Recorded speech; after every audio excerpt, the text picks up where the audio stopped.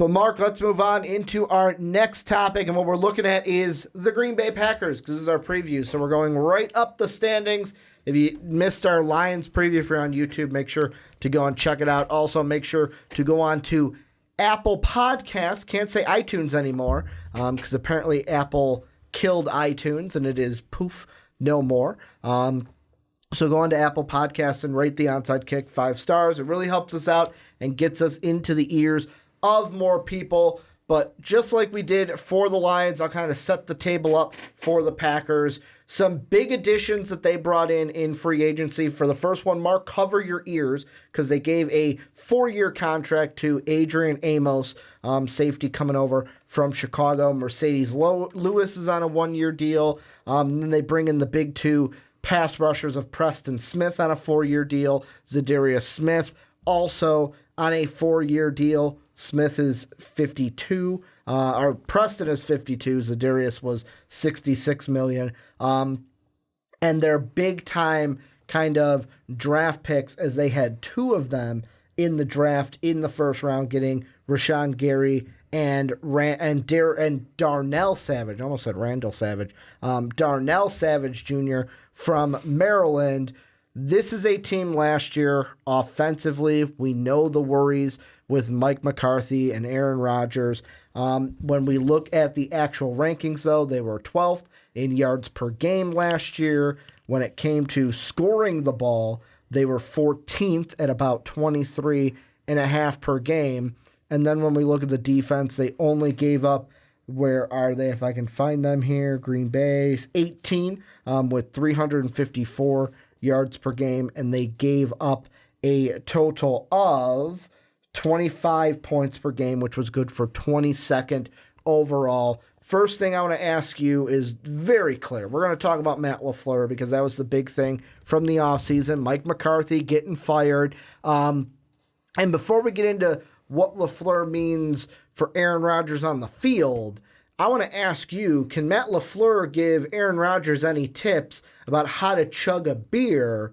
Because apparently at the Milwaukee Bucks playoff games, Aaron Rodgers wanted no part of chugging a beer, unlike Mitch Trubisky at the White Sox game. Well, he tried. He gave it his best. The first time he tried, and it was like, nope, he couldn't have that. quite finish it. So far, Matthew Stafford showed him what's up. Do you think Danica Patrick can chug a beer better than him? Oh, definitely. Okay. Trubisky, he showed him what's up. We're just waiting for Kirk. We're waiting for Kirk to sip that wine, But you even got to the point where it's just people going at Aaron Rodgers at this point, because you've got it. Chase Daniels is recording it. Or Chase Daniel is recording it. It's not even fair that his lineman who's sitting across the court chugs 2 of them back to back. Well, and then Aaron fails, and then he chugs another one. Yeah. But you've got, they've got the same thing with line. You got Mitch, you've got Kyle Long right there. He's there with his lineman, and they all get in on it because it's just the thing now.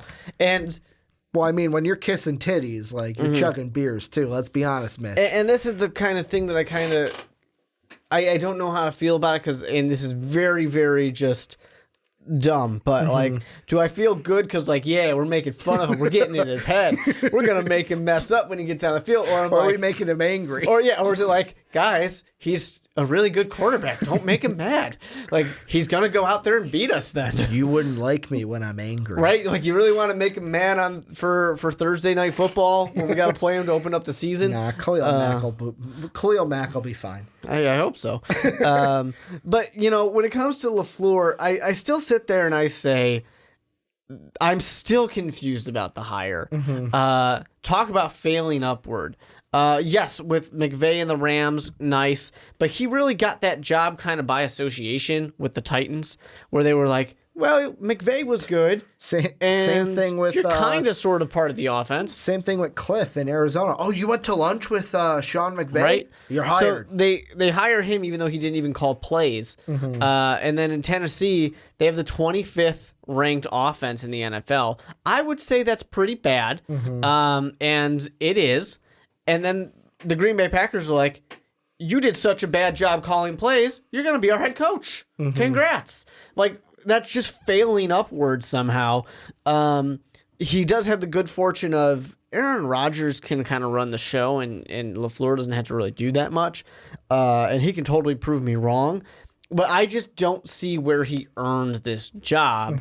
I don't necessarily know that he makes a difference out there other than just be nice to Aaron and let Aaron be happy, because that's what Aaron Rodgers needs after all those years of McCarthy kind of weighing him down and having him finally get sick of it. Yeah, I'm going to be completely honest. Do I know if LaFleur is just going to be a yes man to Aaron Rodgers? No, I don't, because I don't know Aaron Rodgers personally. I don't know Matt LaFleur personally. But I'll say, for the Green Bay fans, I hope that is not the case. I hope it's not just a case of, Matt's there just to be a yes man for Aaron Rodgers, make Aaron happy, and then we'll win football games, because you're not going to be successful. But the one question I do have about LaFleur, and you can't answer this, they can't answer this, it's not going to be answered until we actually see the Packers on the field, is like you talk about failing upward.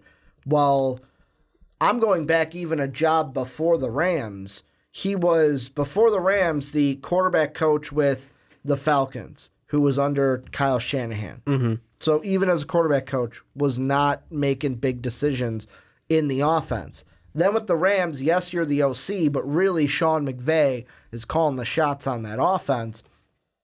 And then Tennessee, when you have a head coach in Mike Vrabel, who's a defensive guy, and you're supposed to be the offensive guy on that staff, the main one, your team is 25th in the offense, in just total offense last year. And I know that the Marcus Mariota thing is something to throw in there too, of like he got injured. So how much of that put in, or how much, like, will it be better because now he's got a quarterback like Aaron Rodgers to work with? But the other thing I throw out there is this receiving core. Like, I know we're under the point of, and I know people are going to say it, of Aaron Rodgers will make anyone better. It's like, very true. We have Aaron Rodgers. That's all we need. But I look at last year, Devonta Adams led the team. He was an over 1,000-yard receiver. He's going to be your main guy, no question. Are the other two that I'm thinking about, Geronimo Allison, and Equanimeous St. Brown, are they going to step up? Because right now on our lads, they are number 2 and number 3 on your depth chart. Behind that, like, you've got guys like Alan Lazar, who I believe, second year in the league, because he was just out of Iowa State a year ago. And of course, you bring in Mercedes Lewis to be your tight end, with Jimmy Graham having the second most receiving yards. But you lose Randall Cobb too. And to me, I wonder, with the receivers, is it just going to be, hey, we have Aaron Rodgers, so everything is fine?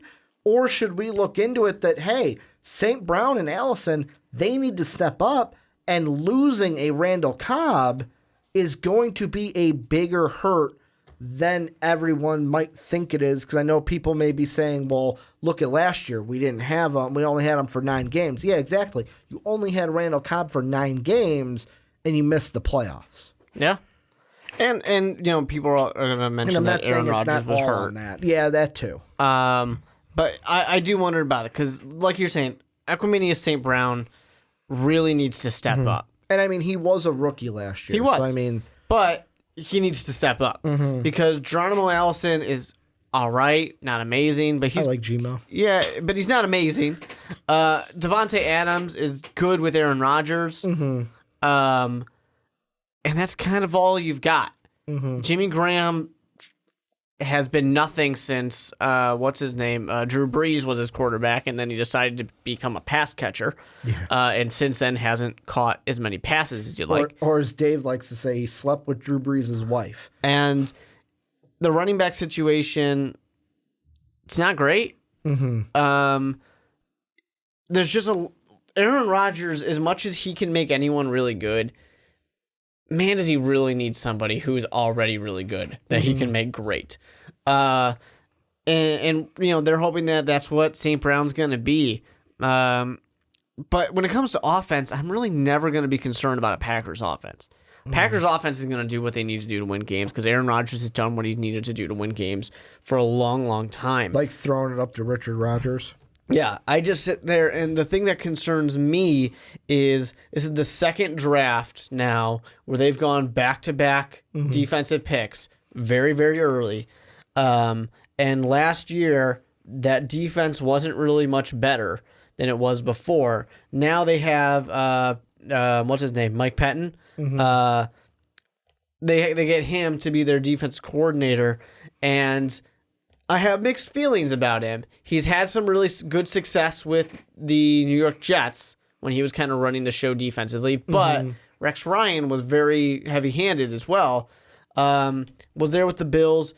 Nothing good happened in Cleveland because he made the mistake of going to Cleveland. And that's kind of where he's left off now, going to the Green Bay Packers. A team that's trying to build their talent defensively, but I just get worried about that because I always come back to this. Aaron Rodgers is amazing. The one time Aaron Rodgers has won this Super Bowl is when he had a good defense. Yeah, and I wonder... And a run game. I wonder, and I'm thinking about it just now as you're talking, is that the plan? Is the plan basically... We talk about teams like it was the 2000-2001 season, that Ravens team, where it was great defense... Trent Dilfer is your quarterback. There have been other teams, too, where it's like, wow, this defense has been amazing. Quarterback, not so much. Are the Packers kind of hoping, hey, if we have this really amazing defense, we've got a quarterback who is arguably top 3, top 2, one of the best quarterbacks in the league, basically. If we have this amazing defense, we don't have to lean on him as much, and he can use his talent to win us games. So it's like, basically take that Ravens team, great defense, but instead of Trent Dilfer, they've got one of the top 2 quarterbacks in the league. Well, is that what they're hoping for? I don't necessarily know that they're trying to make like a Ravens defense or I'm just like saying, a like, Denver Broncos defense so that they when they drag Peyton Manning there. They don't have to lean on Aaron Rodgers as much. They can lean on the defense. I mean, I think they... Like I said, I don't think they're going to be a team that leans on the defense, but they're trying to put a defense out there that's going to be good. Because they can't give up 400 yards again next season and expect to make the playoffs. Like, I'll ask you. Yeah. Last year's defense with the Bears being the best defense in all football, did that not take pressure off of Mitch Trubisky? Well, that's not easier? what I'm saying, though. Because of course it does. What I'm saying is I don't think the Packers are trying to do that because they have Aaron Rodgers. They just want to put a competent defense out there. Okay. Because, like I said, they can't give up 400 points in a season. Every game can't be a shootout. Yeah, exactly. And that was the problem. When you had Aaron Rodgers already hurt and, guys like Randall Cobb not there for the whole year, the team's not going to be able to do that well. That's why they've gone and they tried to address double defensive backs last year. This year... triple pass rush. They get 2 in free agency and 1 in the first round. Right, and a defensive end and a safety in the first round this year. Like, they're really, really hitting defense hard, trying to make that a thing. They go get somebody who's supposed to be a good defensive coordinator. They are trying to make this better. I don't think necessarily they're trying to get like the greatest. They would love to have the greatest, but they don't necessarily need it. But they spent those draft picks before, and it didn't get there yet. So I think for Packers fans, you got to hope that is now the time where it's going to really hit. Is now the time where a guy like Jair Alexander is going to really step up. And now we got Adrian Amos, who did well in Chicago. Is he going to perform as well as he did? Or was that a product of the system? Are we going to, exactly. Are we going to lose out because we don't have as strong of a pass rush as, say, I don't know, Khalil Mack? It's going to be interesting for the Packers because when it comes to the Packers, they're going to be right there. They're going to be competing for a wild card spot if they're not a division winner. They are right there in the thick of it.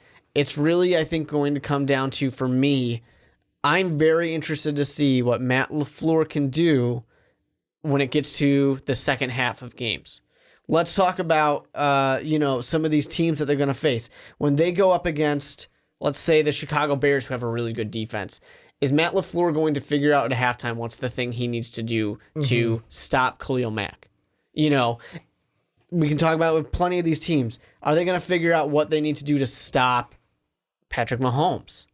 You know, there's a lot of really talented teams, a lot of playoff teams potentially that they're going to face. The Chargers, the Chiefs, the Cowboys, the Eagles, the Broncos, if they can figure out the quarterback situation.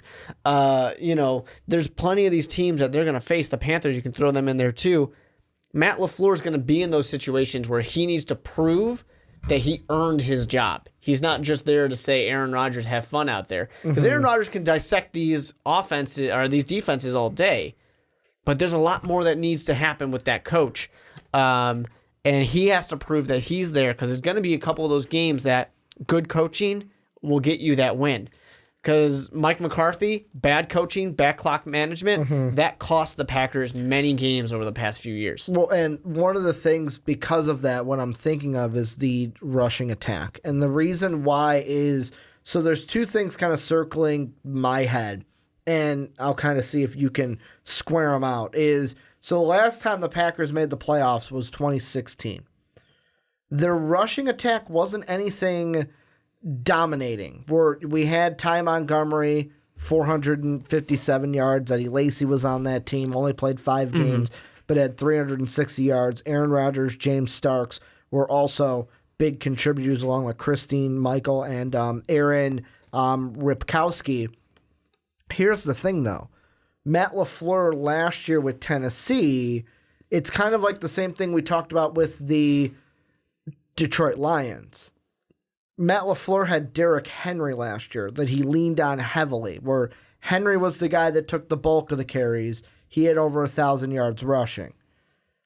Then you had Deion Lewis, who was more of like that change of pace to Derrick Henry. I don't feel, and maybe Packer fans are going to tell me I'm wrong, I don't feel the Packers have that same kind of 1-2 punch with Aaron Jones and Jamal Williams. Am I wrong? Am I right? Is the rushing attack going to be fine? Because, hey, they're not going to have to lean on the rushing attack because they have Aaron Rodgers. Well, I think they have a decent ability to run the football, but when Aaron Rodgers was most... Well, I shouldn't say when Aaron Rodgers was most successful, because that's not true.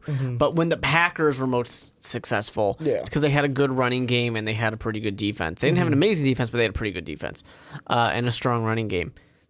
If you're not going to replicate that, you're not going to win another Super Bowl. That's pretty much what it comes down to.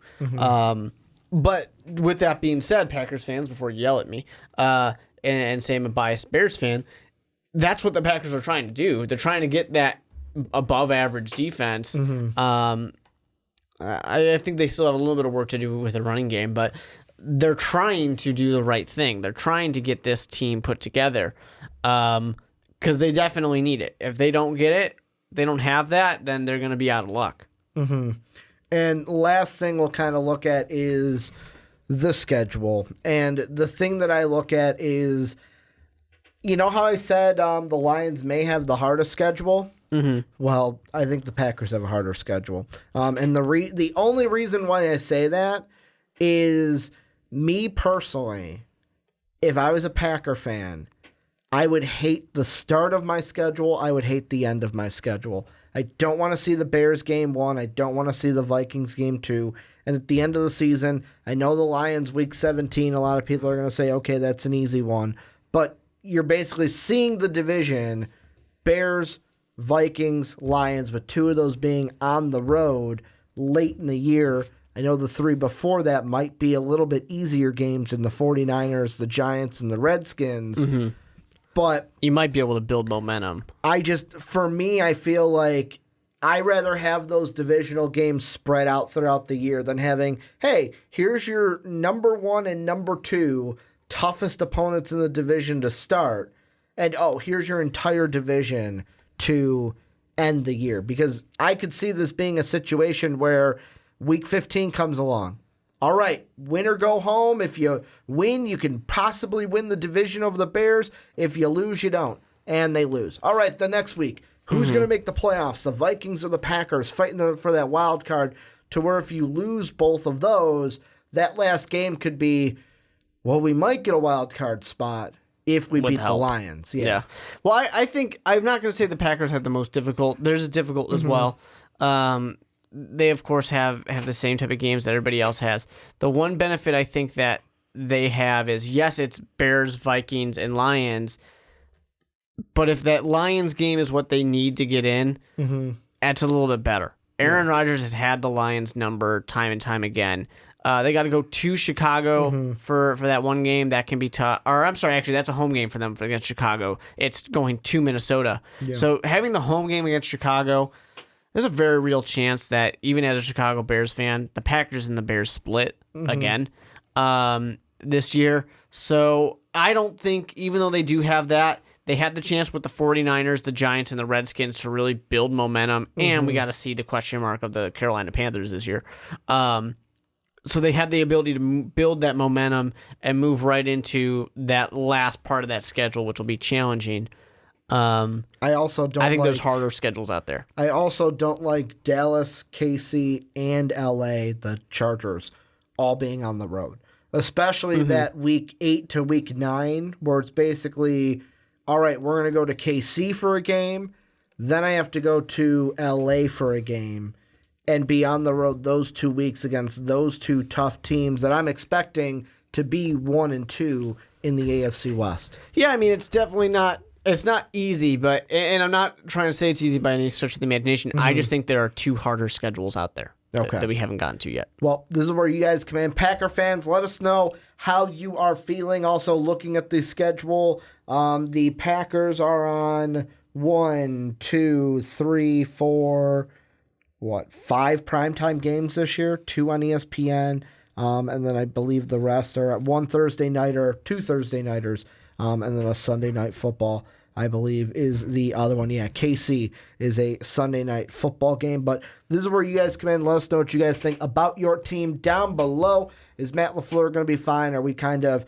over-exaggerating that problem? And I use air quotes because maybe you don't think it's a problem. So let us know what you guys think about your team down below.